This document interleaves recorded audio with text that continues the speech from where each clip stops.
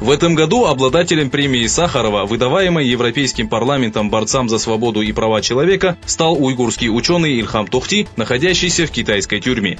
Европейский парламент призвал правительство Китая освободить Тохти. Об этом в Страсбурге заявил спикер Европейского парламента. Ильхам Тохти, являвшийся профессором экономики и преподавателем Пекинского университета, был заключен под стражу в 2014 году из-за так называемых радикальных взглядов.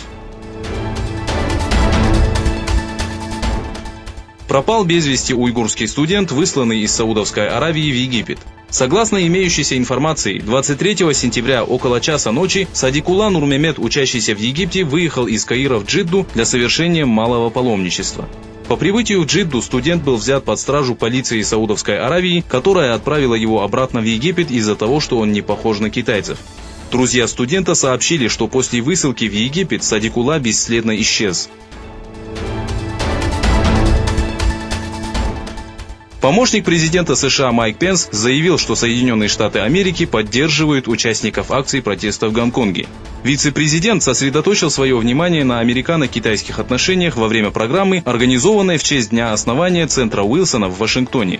Затронув тему протестов, не прекращающихся с июня, Пенс заявил, что Китай сильно ограничивает права и свободы людей в Гонконге.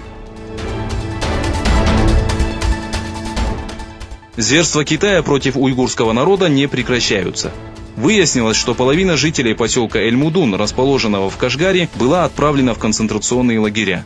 Из 1300 жителей деревни более 600 человек отправлены в лагеря перевоспитания.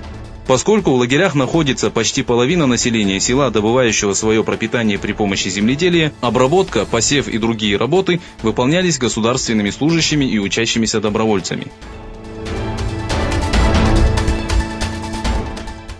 Генеральный штаб военно-воздушных сил Соединенных Штатов Америки направил боевые самолеты F-22 «Раптор» на авиабазу принца Султана, расположенную в Эр-Рияде.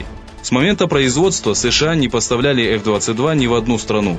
После нападения на саудовские нефтяные объекты в сентябре США объявили, что развернут в Саудовской Аравии 2 флота с военными самолетами, 2 батареи «Патриот» и 1 установку терминально-высотной системы воздушной обороны. После проведенных исследований ученые-океанологи обнаружили интересные находки, имеющие отношение к Ноеву ковчегу.